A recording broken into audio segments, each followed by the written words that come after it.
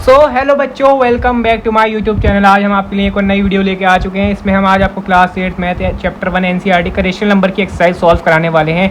इससे पहले हमने वीडियो में इस चैप्टर की सारी प्रॉपर्टीज़ बता दी थी। इसमें कितनी प्रॉपर्टीज़ हैं, क्या है और क्या प्रॉपर्टी क्या कहती है, उसकी डेफिनेशन के साथ प्लस एग्जाम्पल के साथ हमने करा दिया था। अगर आप लोगों ने वो वीडियो नहीं देखी है तो पहले वो वीडियो देख के आइए, उसका लिंक हम डिस्क्रिप्शन में दे रहे हैं। वो वीडियो में आपको सब क्लियर हो जाएगा, फिर आप एनसीईआरटी चुटकियों में सॉल्व कर देंगे।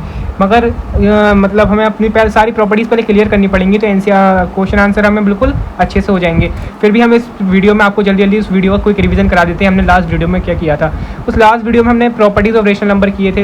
एक पहले ये प्रॉपर्टी थी क्लोजर प्रॉपर्टी।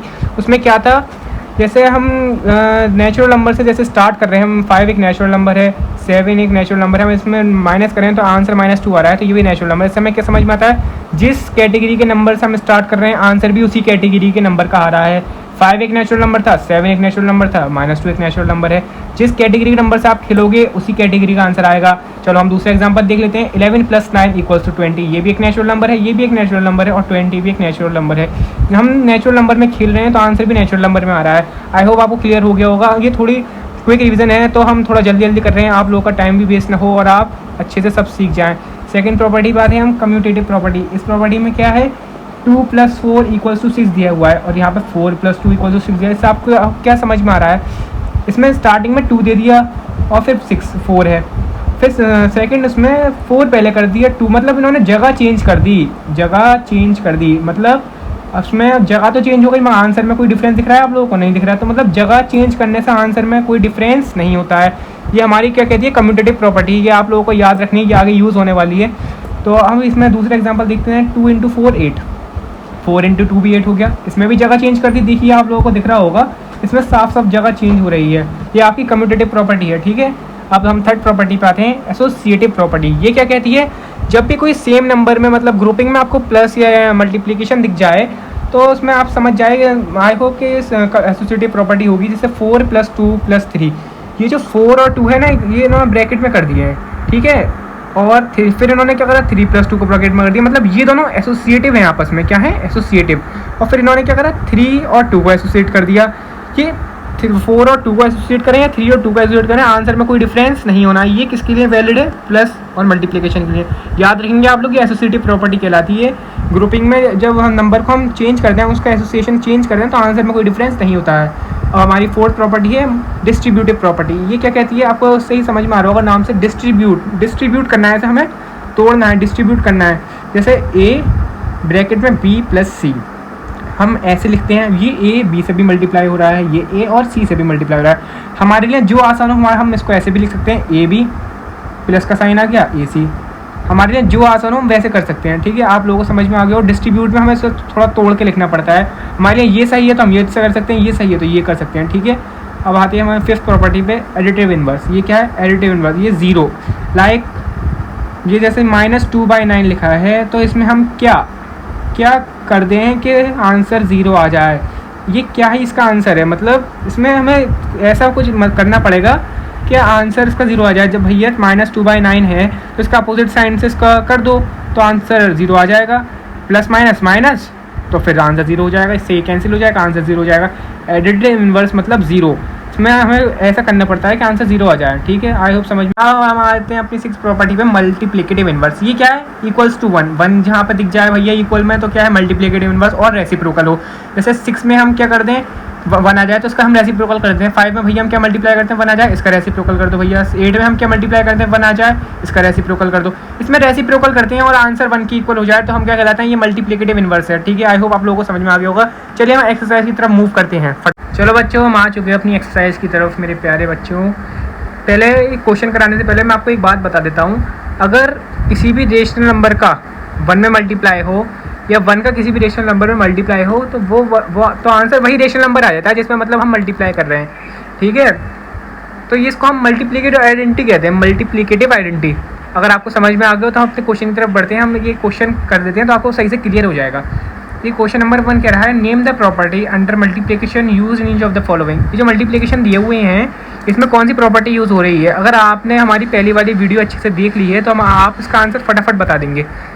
तो देखिए इसमें क्वेश्चन दिया हुआ है -4/5 × 1 = 1 इंटू -4/5 इक्वल्स टू -4/5। तो देखो हम इससे हम आपको ऐसे समझा देते हैं, जैसे ये हो गया a/b इंटू 1। ये a/b एक रेशनल नंबर है, equals to 1 into a/b equals to a/b। इससे क्या समझ में आ रहा है, किसी भी रेशनल नंबर का मल्टीप्लाई अगर हम 1 में करें या 1 का मल्टीप्लाई किसी भी रेशनल नंबर में करें तो आंसर वही रेशनल नंबर आ जाता है। ये मैंने अभी आपको बताया, ये वही है। अगर आप सही से देखें तो आपको समझ में आ रहा होगा। a/b into 1 equals to 1 into a/b equals to a/b। तो इसका क्या आंसर अभी मैंने बताया था, मल्टीप्लिकेटिव आइडेंटिटी। आई होप आप लोगों को समझ में आ गया। अब कुछ बच्चे कह रहे होंगे सर ये मल्टीप्लिकेटिव इन्वर्स क्यों नहीं। अरे मेरे बच्चों, मल्टीप्लिकेटिव इन्वर्स में हम रेसिप्रोकल करते हैं। आंसर तो 1 उसमें अभी आता है, मगर उसमें हम रेसिप्रोकल करते हैं। ठीक है, समझ में आ गया होगा। तो हम क्वेश्चन 2 की तरफ बढ़ते हैं। क्वेश्चन 2 क्या कह रहा है, -13/7 इंटू -2/7 इक्वल्स टू -2/7 इंटू -13/7। अब जिस बच्चे ने भैया प्रॉपर्टी सही से पढ़ ली होंगी तो उसको इसका आंसर साफ साफ दिख रहा होगा। a/b इंटू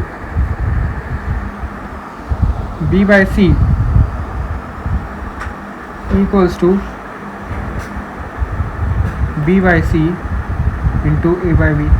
क्या है, पहले a/b बाद में b/c। अब इन्होंने क्या करा, पहले ऐसे दिया हुआ है, बाद में b/c इंटू a/b, जगह चेंज कर दी। ये आप क्या है, बताओ इसका आंसर क्या है। बिल्कुल सही, इसका आंसर है कम्यूटेटिव प्रॉपर्टी। हम क्वेश्चन 3 पे बढ़ते हैं। इसी फर्स्ट क्वेश्चन का 3rd पार्ट है, -19/29 इंटू 29/-19 इक्वल्स टू 1। -19/29 फिर 29/19, ये क्या समझ में आ रहा है, इसी का इन्होंने रेसिप्रोकल कर दिया है। आंसर बना रहा है भैया, आंसर बना रहा है तो क्या समझ दिमाग में आ गया, और इन्वर्स भी हो रहा है। क्या दिमाग में आ गया, मल्टीप्लिकेटिव इन्वर्स। बिल्कुल सही।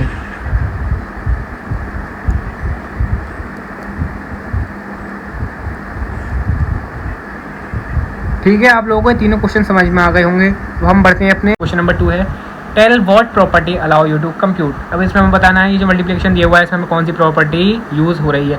ये देखने में लग रहा होगा अरे बड़ा लंबा चौड़ा क्वेश्चन, अरे कुछ नहीं है। अगर आप सही से ये समझोगे तो बिल्कुल बहुत आसानी से मैं आपको समझा दूंगा। ये क्या है, ए। ठीक है, इतना समझ में आ गया होगा। ये 1/3 क्या है, ए। क्या दिया हुआ है, इंटू क्या है, ब्रैकेट लगा दो। 6 को हमने मान लिया बी, इंटू लगा दिया। 4/3 को हम मान रहे हैं आपका सी। ठीक है, ब्रैकेट क्लोज। ठीक है, अब इस तरफ आ जाते हैं। 1/3 क्या है हमारा, 1/3 क्या था हमारा, ए, इंटू 6 को हमने क्या माना, बी, ब्रैकेट क्लोज कर दिया इन लोगों ने, इंटू लगा दिया। 4/3 को हमने क्या माना, सी। अब इसमें मैंने क्या बताया था, एक प्रॉपर्टी थी, सोचो क्या प्रॉपर्टी, उसमें मैंने ये बताया था अगर कभी भी ग्रुपिंग में प्लस या मल्टीप्लिकेशन हो और उसमें उन्होंने एसोसिएशन चेंज कर दिया हो दूसरे पार्ट में, तो आप उसको क्या कहेंगे, एसोसिएटिव प्रॉपर्टी। जैसे ए दिया हुआ है, इसमें इन्होंने बी और सी को एसोसिएट कर दिया आपस में। ठीक है, फिर दूसरे में इन्होंने ए और बी को एसोसिएट कर दिया, बी को बाहर निकाल दिया। इसमें हमने ये बताया था कि आंसर में कोई डिफरेंस नहीं होगा एसोसिएशन चेंज करने से। तो इसका आंसर क्या है, एसोसिएटिव प्रॉपर्टी। ठीक है, आई होप समझ में आ गया होगा। अब हम अपने इस एक्सरसाइज के लास्ट क्वेश्चन की तरफ बढ़ते हैं। क्वेश्चन नंबर 3 क्या है, the product of 2 rational number is always. 2 rational number का प्रोडक्ट क्या कहलाता है, बताओ क्या कहलाता है। भैया हमें क्या पता क्या कहलाता है, हम इसका एग्जांपल लेके आपको बताएंगे। हमें नहीं पता इसका आंसर रेशनल होगा या रेशनल होगा या फ्रैक्शन होगा या क्या होगा। हम इसका आंसर बताते हैं। 2 इंटू, जैसे हमने 2 रेशनल नंबर का प्रोडक्ट लेना है। रेशनल नंबर क्या होते हैं भाई, तो ये समझो मैंने हम बताया था कि is a big family of a number, जिसके अंदर आपके इंक्लूड होते हैं इंटीजर, फ्रैक्शन और डेसिमल, सब आपके नेचुरल नंबर सब इसमें इंक्लूड हो जाते हैं। ठीक है, वैसे तो ये PYQ के फॉर्म में होते हैं, मगर ये आप क्लास 9th में से ज़्यादा सही से पढ़ोगे, इसलिए अभी तो आप ये समझिए इसमें whole number, natural number, fraction, integer सब इंक्लूड हो जाते हैं। पहले तो हम एक नेचुरल नंबर लेते हैं, फिर फ्रैक्शन भी एक नेचुरल नंबर ही, वो रेशनल नंबर होता है, तो हम एक फ्रैक्शन लेते हैं। ठीक है, तो इसका मल्टीप्लाई करो, 5 2 10, 6, ठीक है, अब इसको थोड़ा रिड्यूस कर दो, रिड्यूस हो रहा है ना, 2 से कट रहा है, 2 5 ज़ा 10, 2 3 ज़ा 6, आंसर क्या आ रहा है 5/3। ये फ्रैक्शन में आ रहा है और ये फ्रैक्शन भी तो एक रेशनल नंबर है, तो दो रेशनल नंबर का प्रोडक्ट मतलब मल्टीप्लाई क्या होता है, रेशनल नंबर। तो इसके आगे आप लिख देंगे रेशनल नंबर। ठीक है, आप लोगों को समझ में आ गया होगा। तो जिस बच्चे के समझ में नहीं आया हो, वैसे तो मैंने बहुत अच्छे से समझा दिया है, आप लोगों को आई होप समझ में आ गया हो। जिस बच्चे समझ में नहीं आया वो कमेंट में पूछ सकता है, हम क्विक रिप्लाई करेंगे उसके लिए। और ये हमारे ये चैप्टर ये आपका कंप्लीट हो चुका है। पहले आप लोग हमारी पहली वीडियो देखिए जाके, उसमें प्रॉपर्टी सारी समझ में आ जाएंगी, फिर आप एक्सरसाइज भी देखिए। वैसे तो मैंने इस वीडियो में भी आपको सही से समझा दी है सारी प्रॉपर्टी, तो आई होप आप लोगों को समझ में आ गया। अगर आपको समझ में आया, वीडियो अच्छी लगी हो तो लाइक करें, चैनल को सब्सक्राइब करें और बेल आइकन को ऑल पे सेट करें। हम भी जो भी नई वीडियो डालेंगे वो आपके पास फ़ौरन नोटिफिकेशन पहुंच जाएगा। Thank you.